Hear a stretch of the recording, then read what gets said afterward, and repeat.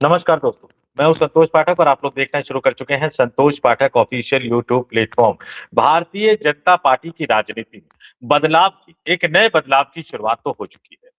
20 जनवरी को जैसा कि अभी तक तय है, नितिन नवीन भारतीय जनता पार्टी के नए राष्ट्रीय कार्यकारी अध्यक्ष बन जाएंगे।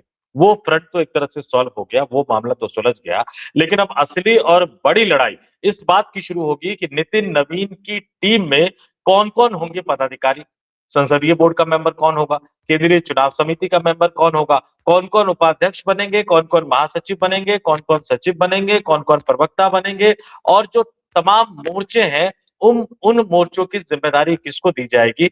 सबसे बड़े 2-3 चीजें जो कही जा रही है कि भाई आईटी सेल की जिम्मेदारी किसको मिलेगी, मीडिया सेल की जिम्मेदारी किसको मिलेगी, कार्यालय का इंचार्ज कौन होगा, मुख्यालय का प्रभारी कौन होगा, ये तमाम चीजें अब निकल कर सामने आ रही है और इसको लेकर एक नई तरह की लड़ाई भारतीय जनता पार्टी में शुरू हो गई है। कल विस्तार से एक स्टोरी मैंने की थी जिसमें 2-3 नेताओं के बड़े दिग्गज नेताओं के बारे में, उनके राजनीतिक भविष्य के बारे में आपको बताया था और उसके बाद भारतीय जनता पार्टी के अंदर किस तरह की राजनीतिक हलचल शुरू हो गई है, ये आपके लिए जानना बहुत दिलचस्प होगा।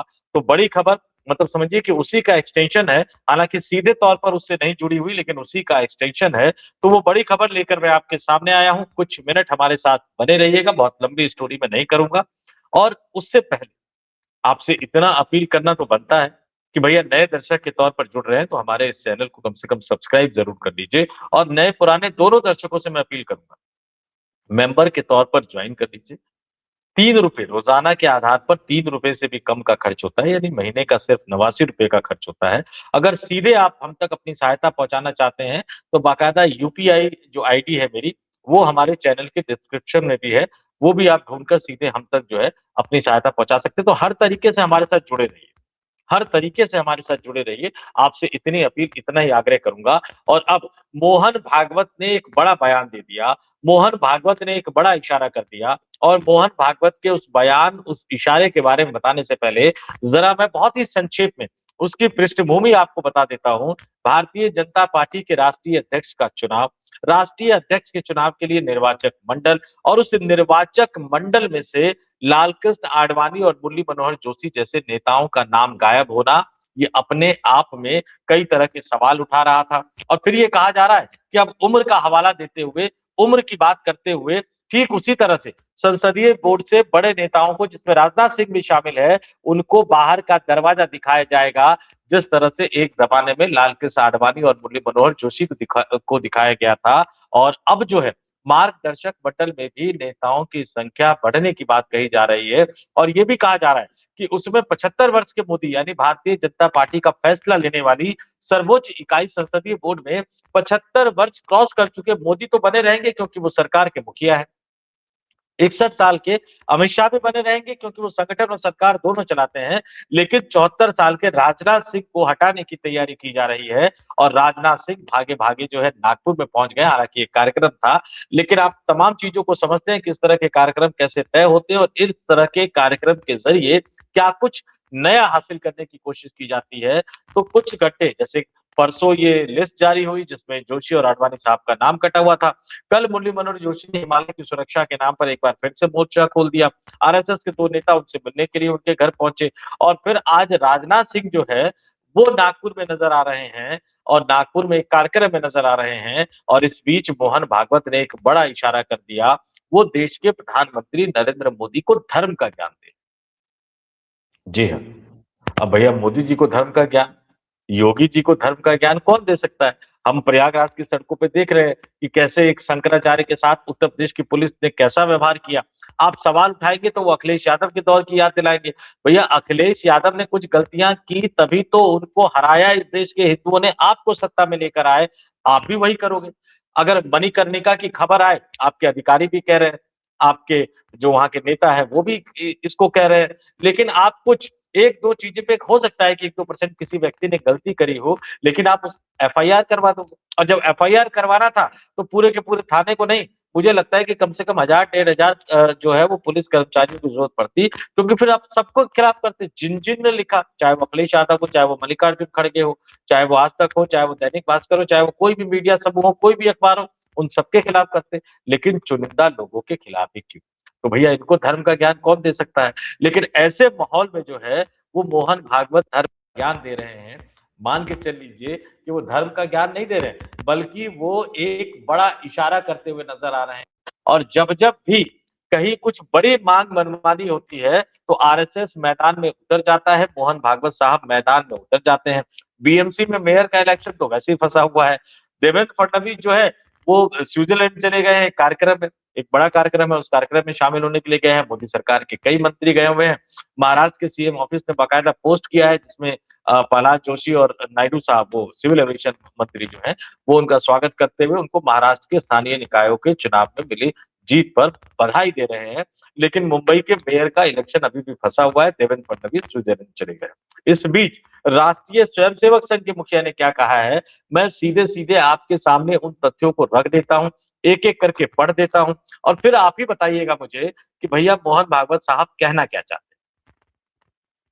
या इस तरह की भाषा में, इस तरह की बोली में वो नरेंद्र मोदी से कुछ और माँग रहे हैं। महाराष्ट्र के छत्रपति संभाजीनगर में राष्ट्रीय स्वयंसेवक संघ का एक कार्यक्रम था और उस राष्ट्रीय स्वयंसेवक संघ के कार्यक्रम में वो धर्म की बात करते हुए नजर आए, विश्व गुरु की बात करते हुए नजर आए, फिर सृष्टि की बात करते हुए नजर आए। पहले आपको पढ़ के सुना देता हूँ कि इस कार्यक्रम को संबोधित करते हुए राष्ट्रीय स्वयंसेवक संघ के मुखिया सरसंघचालक मोहन भागवत ने कहा कि धर्म पूरे ब्रह्मांड का चालक है और सृष्टि का हर काम इसी सिद्धांत पर चलता है। आगे उन्होंने कहा कि भारत को अपने पूर्वजों, संतों और ऋषियों से एक समृद्ध आध्यात्मिक विरासत मिली है। प्रधानमंत्री नरेंद्र मोदी का उदाहरण देते हुए, ध्यान से सुनिएगा, सबसे महत्वपूर्ण हिस्से पर आ गया हूं मैं इस स्टोरी के। प्रधानमंत्री नरेंद्र मोदी का उदाहरण देते हुए संघ प्रमुख ने कहा कि चाहे वो नरेंद्र भाई हो, मैं हूं, आप हो या कोई और, हम सभी को चलाने वाली एक ही शक्ति है। अगर गाड़ी उस शक्ति से चलाई जाती है तो कभी दुर्घटना नहीं होगी। वह चालक धर्म ही है। यानी सीधे-सीधे वो नरेंद्र मोदी को कह रहे हैं कि भैया जो शक्ति है उस शक्ति के हिसाब से चलो। धर्म की शक्ति है, धर्म की शक्ति के हिसाब से चलो। अब जो व्यक्ति अपने आप को पहले ही अवतारी घोषित कर चुका हो, आप उनको धर्म की सलाह दे रहे हैं, इसका मतलब आप एक राजनीतिक दबाव, एक राजनीतिक प्रेशर बनाने की कोशिश कर रहे हैं, लेकिन वो प्रेशर क्यों क्यों बना रहे हैं? और रविवार को ये बातें उन्होंने कही और जैसा कि मैंने बता दिया, आज ही वो ये बात उन्होंने कही। छत्रपति संभाजीनगर में आरएसएस के शताब्दी वर्ष को लेकर आयोजित एक कार्यक्रम में उन्होंने बात कही, धर्म की बात की, पूजा-पाठ की बात की, प्रकृति की बात की, कर्तव्य की बात की, अनुशासन की बात की। कर्तव्य तो है भाई, दूसरे को आपने 75 वर्ष की उम्र में रिटायर कर दिया, आप खुद होना नहीं चाहते और एक और नेता को आप रिटायर करने जा रहे हो जो 75 की दहलीज पे पहुंचे हुए, 75 के हुए भी नहीं है। फिर वो आरएसएस के लक्ष्य और इन तमाम चीज़ों की बातें वो करते हुए नज़र आए। और इसको लेकर विस्तार से, जैसा कि मैंने बताया कि विस्तार से मैंने एक स्टोरी करी थी कल और उसमें मैंने इन तमाम चीज़ों की जानकारी दी थी। संक्षेप में बता देता हूँ कि दिक्कत कहाँ है। बीएमसी के चुनाव में मामला किस तरह से फँसा हुआ है वो हम और आप सभी जानते हैं। एकनाथ शिंदे अपने 29 पार्षदों को लेकर 5 स्टार होटल में चले गए हैं, ये भी हम और आप सभी जानते हैं। उसमें कई चीज़ों को पता करने की कोशिश कर रहा हूँ, थोड़ा-सा कन्फर्म होते उसमें से कुछ चीज़ें मैं आपके सामने रखूँगा और वो चीज़ें आपको बताने की कोशिश करूँगा। इससे पहले जो हमने एक स्टोरी करी है, उसमें तमाम नंबर्स आपको बता दिए हैं और क्या घमासान मचा हुआ है, वो आपको बता दिया है। अब जो दिक्कत क्या है, चूँकि नितिन नवीन के पार्टी के अध्यक्ष बनने के बाद जो सबसे पहला काम होगा, वो भारतीय जनता पार्टी का जो फैसला लेने वाली जो सर्वोच्च इकाई है, वो संसदीय बोर्ड। और इस संसदीय बोर्ड में से मैं बता देता हूँ मोटे तौर पर 74 साल के राजनाथ सिंह हो, 82 साल के बीएस येदियुरप्पा हो, 72 साल के इकबाल सिंह लालपुरा हो, 79 साल के सत्यनारायण जटिया हो, इनका तो निकलना लगभग-लगभग तय माना जा रहा है। जो नाम मैंने बताए, हालाँकि नेता कोई छोटा-बड़ा नहीं होता, लेकिन राजनाथ सिंह तकनीकी रूप से सरकार में नंबर 2 की हैसियत में हैं। लोकसभा में वो उपनेता हैं, नेता नरेंद्र मोदी हैं और सरकार में तकनीकी रूप से अमित शाह तीसरे नंबर पर है। यहाँ तक कि संसदीय बोर्ड की जो सूची जारी हुई है, उसमें भी पहले नंबर पर जेपी नड्डा है, चूँकि अध्यक्ष वही हैं। फिर नरेंद्र मोदी साहब है, फिर राजनाथ सिंह है, चौथे नंबर पे अमित शाह है। लेकिन हम और आप और हमारे तमाम दर्शक ये जानते हैं कि हकीकत में अमित शाह राजनाथ सिंह से ऊपर है, वो सरकार भी चलाते हैं, वो संगठन भी चलाते हैं और अब राजनाथ सिंह को निकालकर एक तरह से संसदीय बोर्ड को गुजराती लॉबी अपना ही बनाना चाहती है और इससे पहले 2022 में जेपी नड्डा के कंधे का इस्तेमाल करके जेपी नड्डा से राष्ट्रीय अध्यक्ष से पुनर्गठन करवा के संसदीय बोर्ड का नितिन गडकरी को पहले ही वो संसदीय बोर्ड से 3 साल पहले ही निकाल चुके हैं। तो अब राजनाथ सिंह की बारी है और इसलिए ये तमाम राजनीतिक घमासान शुरू हो गया है। इसलिए आप मोहन भागवत के बयान को अचानक दिया गया बयान मत समझिए। जब मोहन भागवत धर्म की बात कर रहे हैं, अनुशासन की बात कर रहे हैं, जब मोहन भागवत आपको धर्म के आधार पर चलने की बात कर रहे हैं, तो इसका मतलब है कि कहीं न कहीं कोई पेच जो है, वो अभी भी फँसा हुआ है या पेच उठ गया है या पेच उठा दिया गया है। ये निश्चित तौर पर अपनी बात है। लेकिन 2-3 चीज़ें भागवत जी के बारे में बात करनी चाहिए। पता नहीं आप लगातार बोलते रहते तो आप शायद भूल जाते हो कि आपने पहले क्या बोला था। मेरा खुद का सवाल है, विज्ञान भवन में इससे पहले वाला जो कार्यक्रम हुआ था कि आरक्षण को लेकर उन्होंने कहा था 1000 साल तक चलता रहेगा। अब वो कहते जा रहे हैं कि भैया ये जो जाति वाला जो मामला है, ये जो जातिगत भेदभाव है, इसे खत्म करने के लिए मन से जाति को मिटाना होगा। अब इस पर तो आप कुछ बोल नहीं रहे भाई, मन से जाति यहाँ यूजीसी के सर्कुलर पर बवाल मचा हुआ है। आपके प्रधानमंत्री बार-बार अपनी जाति की याद दिलाते रहते हैं। भारतीय जनता पार्टी के नेता बार-बार अपनी जाति की याद दिलाते रहते हैं, तो मन से जाति मिटाएगा कौन? और फिर वो पहले जाति काम और पेशे से जुड़ी थी, लेकिन बाद में ये भेदभाव का कारण बना। तो पिछले 11 सालों में कम से कम 2014 के बाद से आपकी सरकार है, आपने इसको दूर करने के लिए क्या किया? और दूसरी बात कह रहे हैं कि जब तक धर्म से चलता रहेगा भारत, तब तक विश्व गुरु बना रहेगा। एक तरफ आप कहते हो कि विश्व गुरु बनाना है भारत को, एक तरफ आप कहते हो कि हिंदू राष्ट्र बनाना है हमें।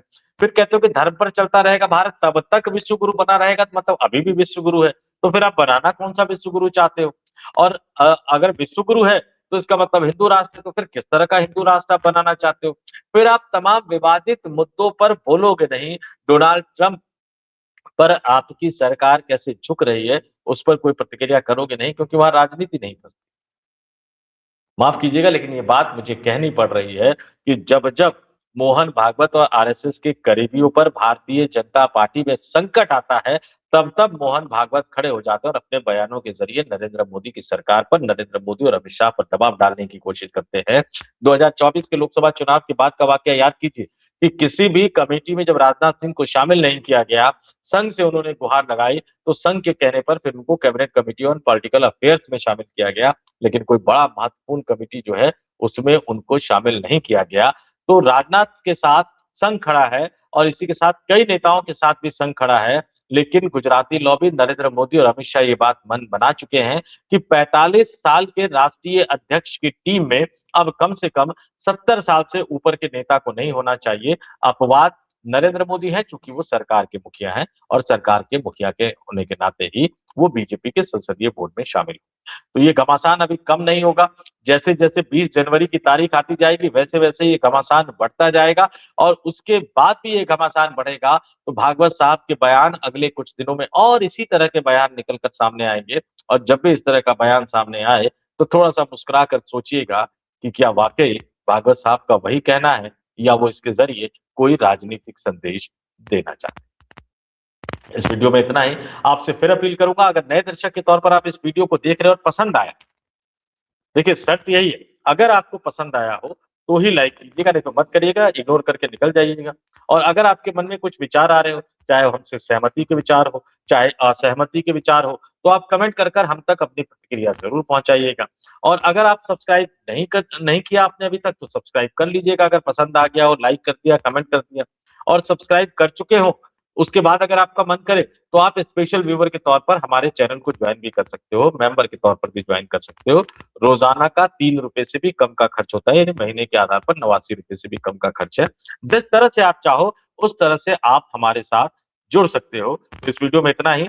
मुझे यानी संतोष पाठक को दीजिए इजाज़त। आप तमाम लोगों से अपील, आग्रह देखते रहिए संतोष पाठक ऑफिशियल यूट्यूब प्लेटफ़ॉर्म। बहुत-बहुत धन्यवाद, आभार, नमस्कार।